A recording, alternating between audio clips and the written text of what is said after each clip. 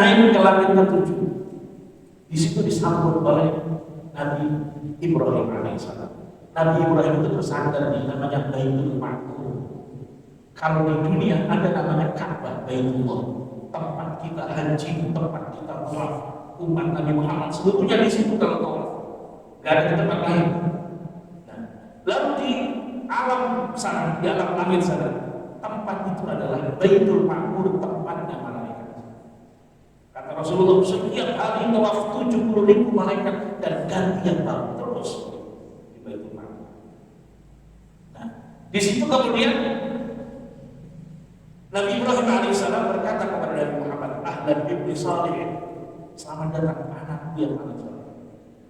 Lalu dia mengatakan, balik salami ila umatik, wahai Muhammad, sampaikan salamku kepada umatku. Surga itu indah, surga itu luar biasa. Kurang lebih begitu maknanya. Surga itu indah, luar biasa, dan tanaman-tanamannya adalah subhanallah, walhamdulillah, wala ilaha illallah, wallahu akbar.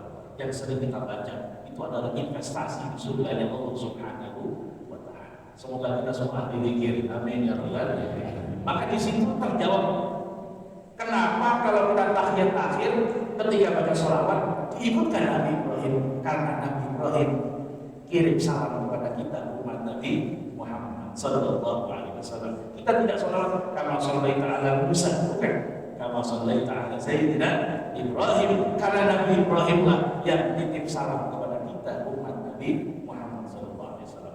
Lalu naik ke Sidratul Muntaha. Lalu setelah itu Nabi Muhammad bersama Jibril sudah sampai di situ. Muhammad, saya sampai di sini. Seandainya saya ikut dengan lenyap, maka di situ sudah itu bukan ranah akal manusia. Nabi Muhammad lalu menerima wahyu dan tidak perlu dibayangkan Allahnya di mana. Itu sudah masuk sifat wajib Allah, mukhalafatul lil hawadis. Allah tidak serupa dengan makhluk. Tapi yang jelas Nabi Muhammad di sanalah menerima wahyu. Sama seperti Nabi Musa alaihissalam. Allah berfirman langsung pada Nabi Musa di Gunung Tursina. Nabi Musa yang di situ, Allahnya di mana? Tidak perlu masuk ke ranah situ. Allah itu mukhalafatul lil hawadis, tidak serupa dengan makhluk. Yang penting kita yakin Nabi Muhammad menerima wahyu di Sidratul Muntaha. Dan disitulah turun wahyu sholat, perintah sholat. Dan ini menunjukkan hadirin rahimahullah, sholat itu bukan sembarangan. Kalau ibadah-ibadah yang lain Allah sampaikan melalui Jibril alaihissalam, zakat, puasa, haji, semuanya disampaikan oleh Jibril. Tapi kalau sholat beda sendiri. Ini menunjukkan bahwa as-sholatu mi'rajul mu'min. Sholat itu adalah mi'rajnya orang mukmin, umatnya Nabi Muhammad. Nah, hadirin rahimahumullah, di perjalanan mi'raj itu Nabi Muhammad dipertontonkan surga oleh Allah dan juga dipertontonkan neraka. Di antara yang dilihatkan oleh Allah kepada Nabi Muhammad, ada orang yang menanam surga itu ya, panen terus. Tapi Muhammad tanya mana yang Jibril, itu adalah orang yang berjuang di jalan. Pahalanya luar biasa. Termasuk kita yang meramai masjid, memikirkan madrasah, memikirkan pendidikan agama, itu bagian dari berjuang di jalan Allah. Insya Allah itu buatan Muhammad di surganya Allah Subhanahu wa ta'ala. Lalu diperlihatkan neraka Nabi Muhammad. Di antara pemandangan yang memilukan di neraka ini untuk introspeksi kita, itu hanya sebagian kecil yang kita pakai. Ada Nabi Muhammad melihat orang-orang yang kepalanya dibentur-benturkan ke batu yang sangat besar sampai hancur, terus tumbuh lagi kepalanya, pantek lagi, hancur lagi, gak pernah berhenti. Nabi Muhammad tanya, ya Jibril, mana bulan siapa mereka itu? Haula'il ladzina tatathaqalu rusuhum 'anis shalah. Itu orang paling berat diajak sholat. Masya Allah, kalau kita urusan dunia ini tepat waktu Bapak Ibu ya. Yang kerja di kantoran kan ada fingerprint, kita boleh terlambat kalau kapan pengajian. Kalau giliran sholat nanti baiklah. makanya nanti dia akan menyesal. Dia bisa komitmen dengan manusia, tapi tidak bisa komitmen dengan Allah. Nyesal, kepalanya dihancur-hancurin, berulang-ulang terus tidak pernah berhenti. Pertanda kita tidak komitmen kepada Allah. Maka kita atur kembali sholat kita kepada Allah. As-sholatu mi'rajul mu'min. Imam Ghazali mengatakan, kalau sudah dikumandangkan azan, lalu kita sigap untuk segera menjemput panggilan azan, datang ke masjid, datang ke tempat yang dikumandangkan azan, kata beliau, nanti di akhirat kamu akan dipanggil oleh Allah dengan panggilan sayang, panggilan rahmat. Dihisabnya akan dimudahkan oleh Allah karena kamu sangat komitmen dengan Allah Subhanahu wa Ta'ala. Semoga kita nanti dipanggil dengan panggilan rahmat oleh Allah Subhanahu wa Ta'ala. Amin ya rabbal alamin. Nanti kita dihisab di akhirat satu persatu. Dan ingat dalam surat Az-Zalzalah, yauma idzin tuhaddisu akhbaraha bi anna rabbaka awha. Nanti di akhirat bumi yang kita injek ini akan bersaksi kepada Allah. Yang kita gunakan maksiat bersaksi, yang kita gunakan taat bersaksi. Buminya bersaksi. Yang kedua, Yasin, surat Yasin mengatakan al-yawma nakhtimu ala afwahihim wa tukallimuna aydihim wa tashhadu arjuluhum bima kanu yaksibun. Tangannya bicara kepada Allah. Ya Allah, ini orang melakukan ini, melakukan ini, melakukan ini. Kakinya bersaksi, semuanya bersaksi. Anggota tubuhnya kecuali mulutnya tidak bisa bersaksi. Ditambah lagi catatan malaikat lengkap, tidak ada yang kurang. Digambarkan dalam surat Al-Kahfi, mali hadzal kitab la yughadiru shaghiratan wa la kabiratan illa ahsaha. Ini buku apa ini? Lengkap banget ini Allah. Coba nanti kita saksi untuk kejahatan kita atau kebaikan kita, bumi akan bersaksi, tangan kaki bersaksi, buku catatan malaikat bersaksi. Kita tidak bisa jawab apapun di hadapan Allah. Tinggal tunggu putusan Allah. Dan itu dihisab di depan seluruh manusia. Bayangkan malunya kita di depan manusia. Semoga kita diselamatkan oleh Allah Subhanahu wa Ta'ala. Amin ya rabbal alamin. Nah, di antara lagi yang diperlihatkan oleh Nabi Muhammad SAW adalah ada orang yang mulutnya berubah seperti mulut onta. Ini semua diceritakan dalam tafsir Al-Qur'an dan tafsir Ibnu Katsir. Mulutnya kayak mulut onta. Kemudian ada malaikat yang ditugaskan di situ untuk memasukkan bara api dalam mulutnya, matang isi perutnya keluar dari tubuhnya terus. Nabi Muhammad tanya, haula itu mereka siapa? Haula'il ladzina ya'kuluna amwalal yatama dzulman. Itulah orang-orang yang makan harta anak yatim secara zalim. Orang-orang yang makan harta orang-orang secara zalim, yang tidak jauh-jauh dari situ, Pak. Semoga kita diselamatkan oleh Allah Subhanahu wa Ta'ala. Diperlihatkan lagi orang-orang dengan mulut yang kemudian lidahnya menjulur keluar, dipotong gunting dari api neraka. Gunting keluar lagi, gunting lagi. Mana ada Jibril, itu siapa Jibril? Waduh, jadi gak enak saya nyampein. Hadai khotobat umatik, itu tukang ceramah. Pinter ngomong, gak pinter berbuat. Ittaqullah, bertakwalah kepada Allah. Di belakang layar beda lagi nih orang.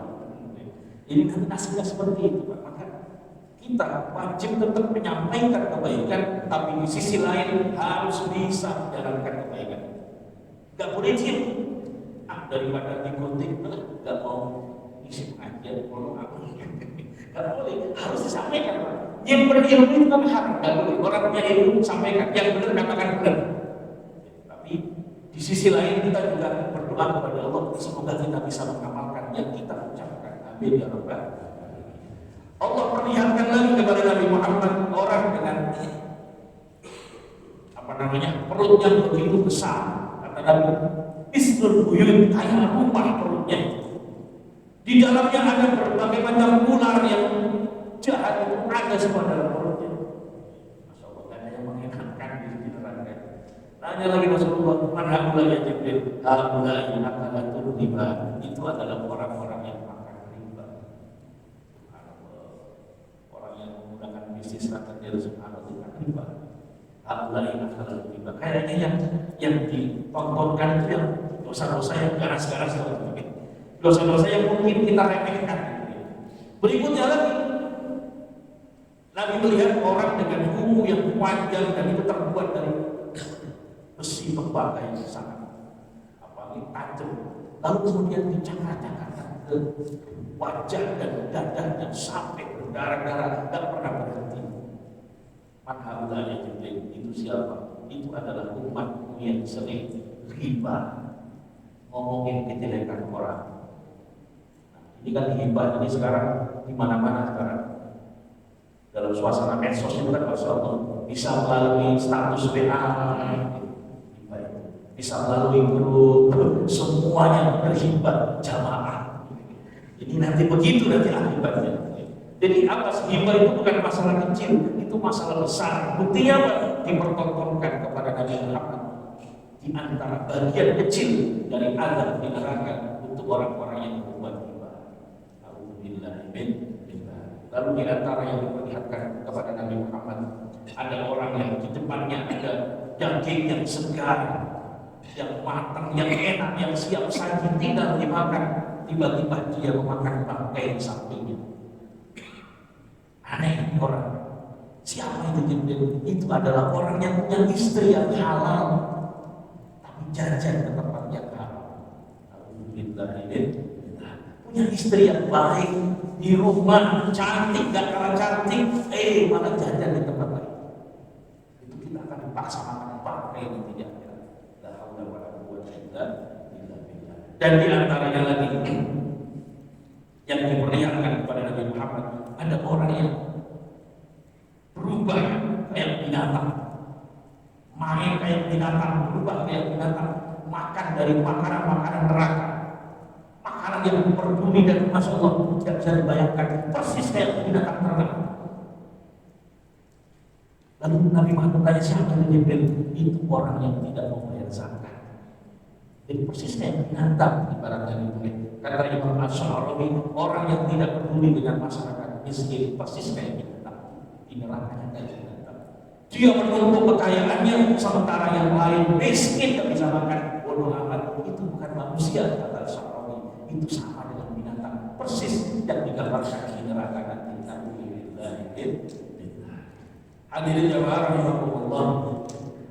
Setelah melihat hal seperti itu, kemudian menerima perintah sholat yang aslinya 50 waktu, ketemu Nabi Musa disuruh lagi balik. Muhammad minta keringanan. Nabi Musa itu Nabi yang vokal, gak bakal kuat umat Muhammad minta keringanan. Balik kepada Allah. Lalu Nabi Muhammad melirik pada Jibril, kan guru yang Jibril, pripun ibarat kita, pripun yai minta keringanan sampai akhirnya tinggal 5. Ketemu Nabi Musa lagi, minta keringanan lagi. Umatku tidak kuat 5 waktu. Umatku kata umat malu sama saya, malu sama Allah.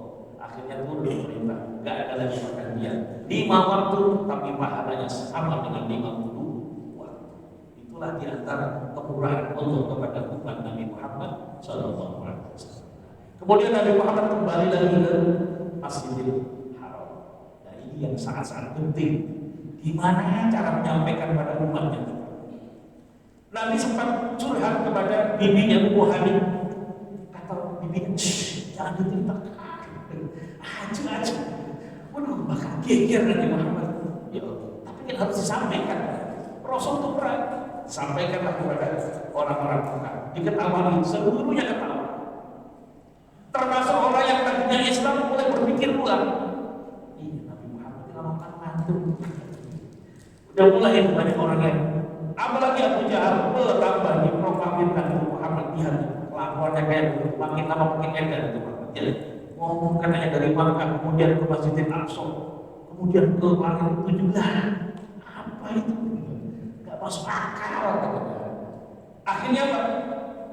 Abu Jahal menjadi inisiatif, mana yang temannya yang paling setia? Bahkan panggil Abu Bakar dengan harapan nanti kalau Abu Bakar diceritain murtad selesai masalah, pasti akan selesai dari Islam. Subhanallah, satu orang ini luar biasa. Datang Abu Bakar dikasih tahu oleh orang-orang Makkah. Abu Bakar, tahu nggak apa yang dikatakan temanmu? Karena itu teman sejak kecil Nabi Muhammad dan Abu Bakar. Dari kecil berdua. Tahu nggak apa yang dikatakan oleh temanmu? Apa coba? Dia ngomong berangkat dari Masjidil Haram ke Masjidil Aqsa, lalu naik begini. Apa benar dia ngomong gitu? Iya. Abu Bakar mengatakan, jika memang Muhammad mengatakan seperti itu, maka itu adalah benar. Kata Abu Bakar, jangankan begitu, aku itu yakin kalau dia itu Rasulnya Allah. Apalagi cerita begini katanya, ya pasti benar lah dia Rasulnya Allah.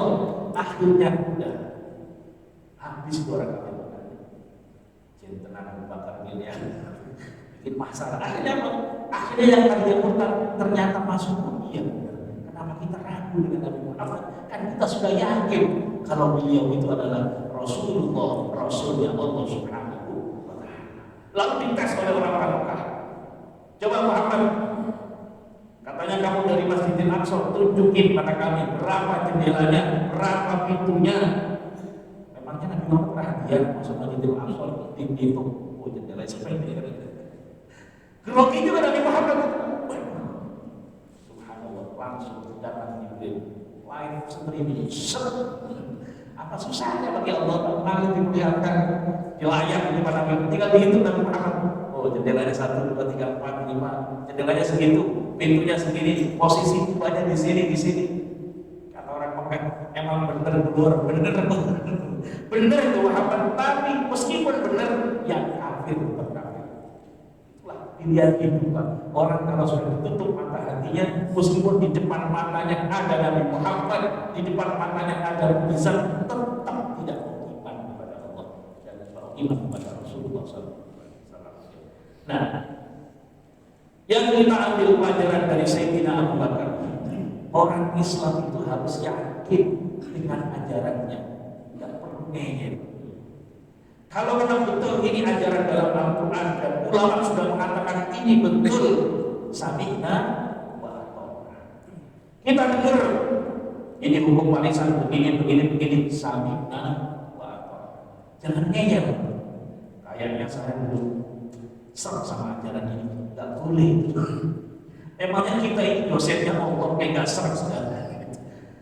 Jadi kalau Allah sudah mengatakan sami'na wa ata'na, kalau kita nggak bisa melakukan, istighfar ya Allah. Ini saya tahu ini ajaran ya Allah, tapi saya belum mampu mengamalkan. Akhirnya kan nangis kepada Allah, minta ampun kepada Allah, minta petunjuk, minta hidayah. Insya Allah orang seperti ini cepat atau lambat pasti dikasih hidayah oleh Allah Subhanahu. Kemudian itu diantara hikmah contoh yang dicontohkan oleh Abu Bakar As-Siddiq radhiyallahu anhu. Hadirin jamaah rahimakumullah.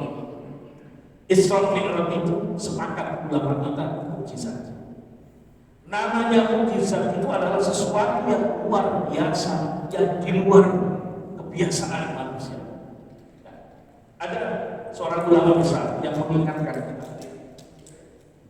Kadang-kadang kita umat Islam itu terjebak dengan pola pikirnya orang orientalis.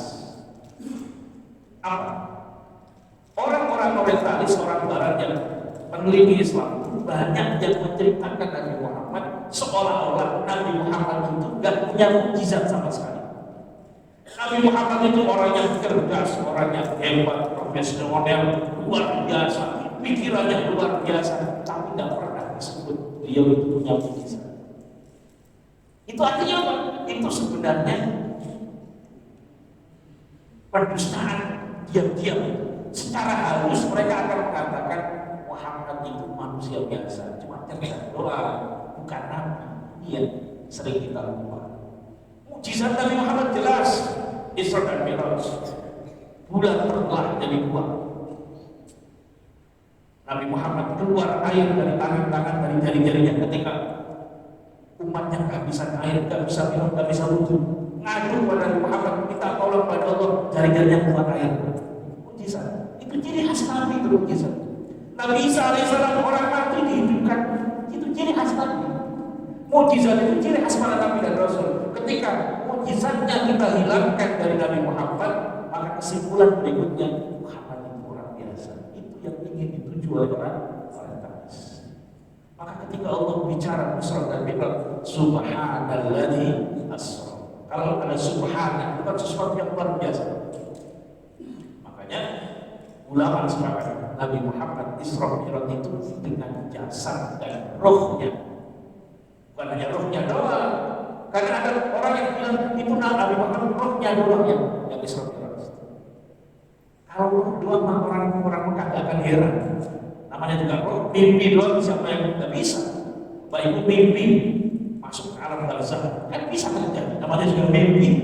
Ini bukan Nabi Muhammad Isra Mi'raj jasad dan rohnya dua-duanya.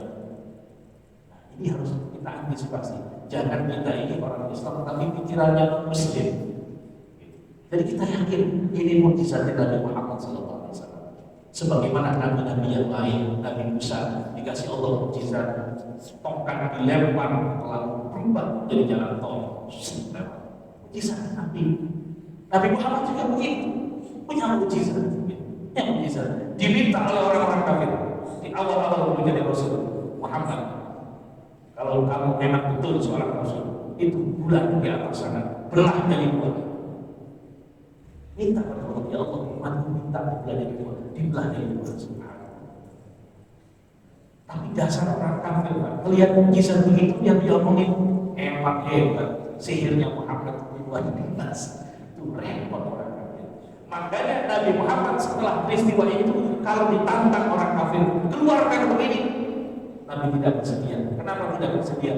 Khawatir umatnya diadab habis oleh Allah. Pernah orang kafir mengatakan diceritakan dalam surat Al-Baqarah kalau tidak salah. Wahai Muhammad, kalau kamu seorang Rasul, rubah Mekah ini menjadi hijau royo-royo, baru kita iman. Dan dikabulkan oleh Rasul. Kenapa? Kalau nanti dikabulkan dan orang Mekah tidak iman kepada Allah, pasti diadab habis oleh Allah. Itu karena rahmatan lil mu'minin, rahmatan lin nas. Nabi Muhammad sayang kepada manusia. Hadirin rahimakumullah. Terakhir, jangan lupa sholat itu adalah ajaran yang sangat penting. Allah Subhanahu wa taala melalui Nabi Muhammad sallallahu alaihi wasallam, beliau bersabda, Nabi Muhammad, "Man hafadha 'alaiha", barang siapa yang menjaga sholat 5 waktu, kanat lahu nuran, maka sholat 5 waktu itu akan menjadi cahaya untuk dia dunia akhirat. Bapak Ibu perhatikan orang-orang yang sholatnya baik, pasti akhlaknya baik. Wa burhanan, menjadi bukti kalau dia orang mukmin, wa najatan yaumil qiyamah, dan jaminan selamat di hari kiamat. Itu kalau dia sholat 5 waktu. Wa man lam yuhafidh 'alaiha, kata Nabi, barang siapa yang tidak menjaga salat 5 waktu, meremehkan salat 5 waktu, lam yakun lahu nuran, dia tidak punya cahaya. Wala burhanan, dia tidak punya bukti. Wala najatan, dan dia tidak punya jaminan selamat di hari kiamat. Wa husyira ma'a Fir'aun wa Haman wa Ubay bin Khalaf, dan dia nanti akan dikelompokkan di neraka bersama Fir'aun, bersama Haman, dan bersama Ubay bin Khalaf.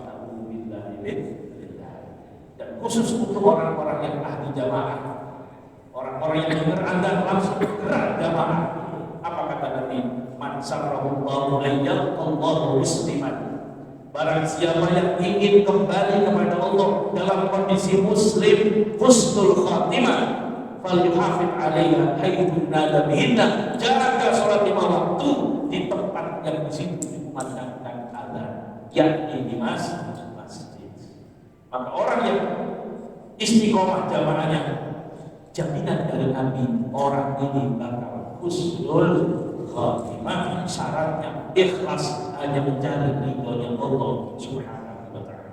Maka kita jangan sampai, kalau bahasanya Pak Wali Kota, aja kendor. Anak-anak kita kalau malas sholat harus perhatian kita. Saking hebatnya sholat Nabi Muhammad wanti-wanti, alimu auladakum bis sholati wa abna'u sab'i sinin, ajari anakku sholat ketika usia 7 tahun. Anak-anak kita kadang-kadang meremehkan sholat. Kelas 6 enggak sholat, 1 SMP enggak sholat.